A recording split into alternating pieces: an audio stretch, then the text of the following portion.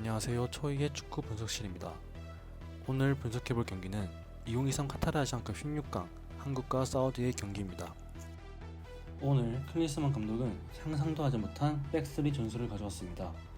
중원엔 황희mon과 이재성을 배치했고 양 윙백은 서령호와 김태환이 맡았습니다. 아마 조별 예선에 많은 실점을 당해서 사실상 백5로 수비 숫자를 늘려 실점을 최소화하려는 듯 했습니다. 일단 사우디는 앞에 경기들에서 유동적인 스위칭을 이용한 공격을 보여줬습니다. 3백을 기반으로 양 윙백을 높이 전진시키고 투톱을 사용했습니다.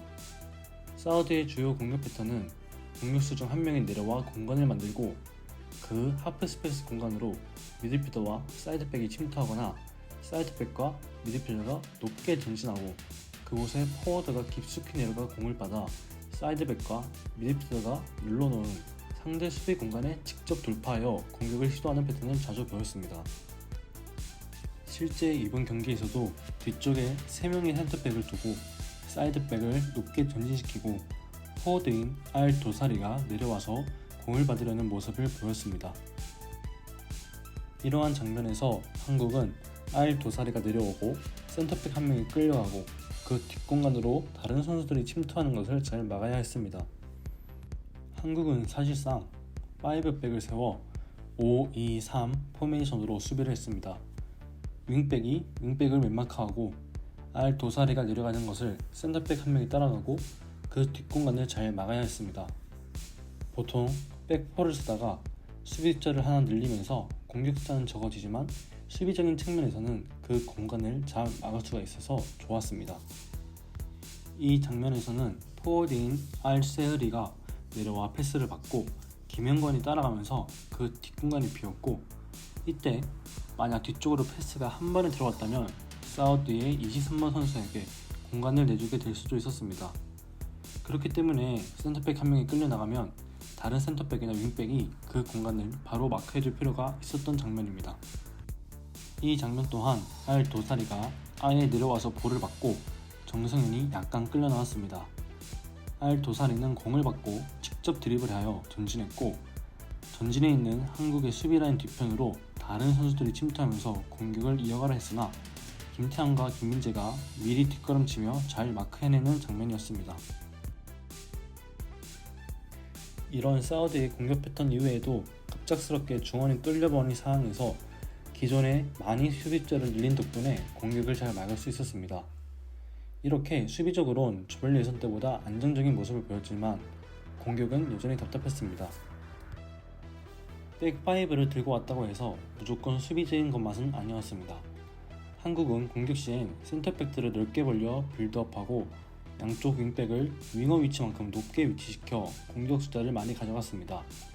그래서 윙백과 윙백이 서로 막하는 모습이 또 나왔습니다.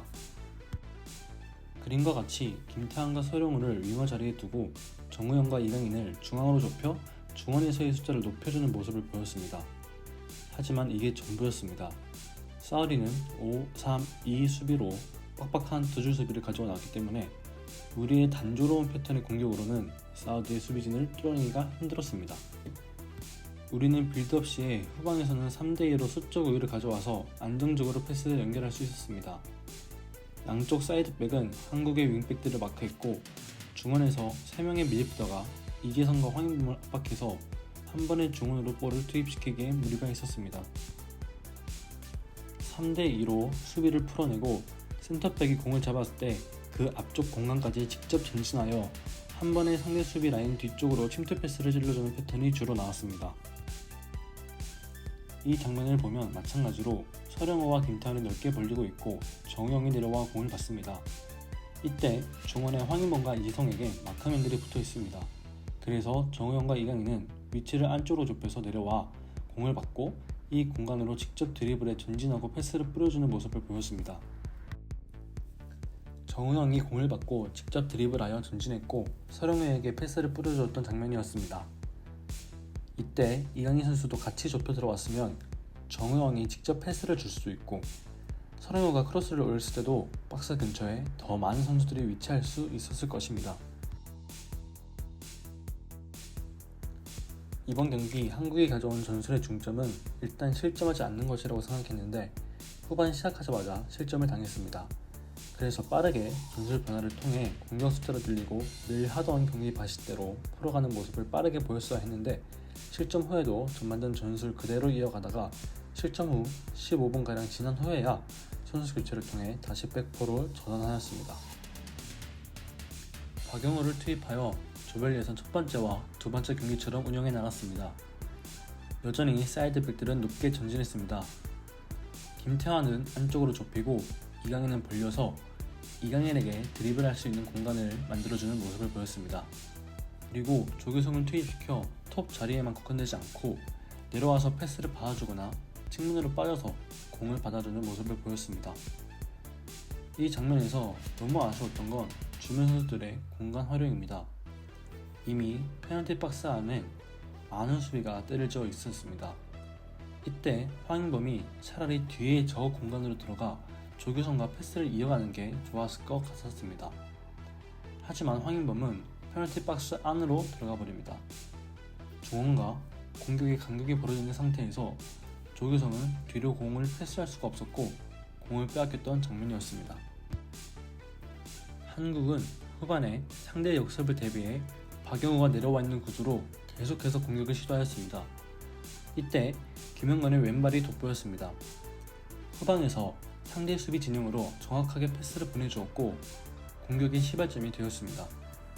그리고 서랭호가 안쪽이나 바깥쪽 높은 위치에서 플레이하며 공격 가담을 해주어 왼쪽 측면에 많은 선수를 두어 이러한 패스 패턴으로 측면 공간을 장악했습니다.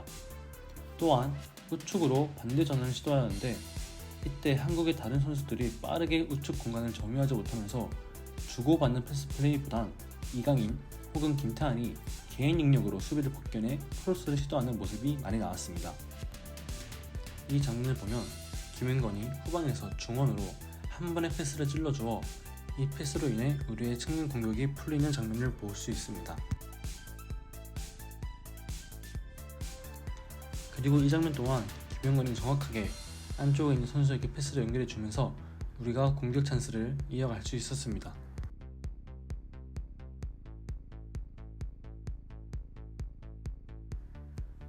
그리고 왼쪽 측면에서 서령우의 움직임이 돋보였습니다.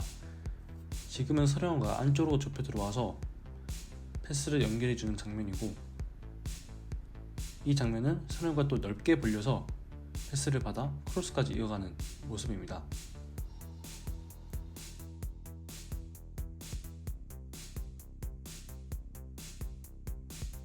그리고 또한 지금 이 장면에선 이강인이 크로스를 할 때 서령우가 안쪽으로 좁혀 들어오면서 페널티 박스 안에서 헤딩슛을 시도하는 모습입니다. 동점골 장면을 보면 왼쪽 측면에서 과부하가 걸리는 상태입니다. 이때 우측으로 사이드 체인지를 해주고 김태환과 수비수 한 명이 1대1을 하는 상황이 만들어집니다. 여기서 김태환은 1대1을 돌파하여 왼발로 크로스를 올렸고 이 역시 서령우가 높이 전진해 있고 거기서 헤딩을 하고 조규성의 골을 도왔습니다.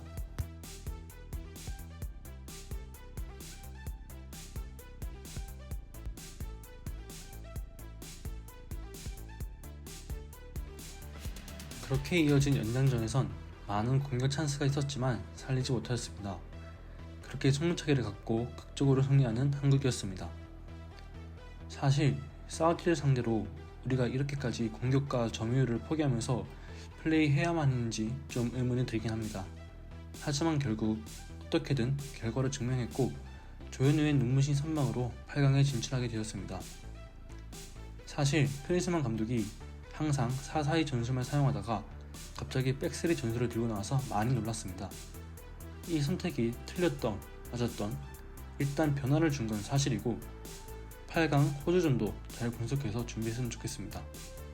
이상으로 영상 마치겠습니다. 시청해주셔서 감사합니다.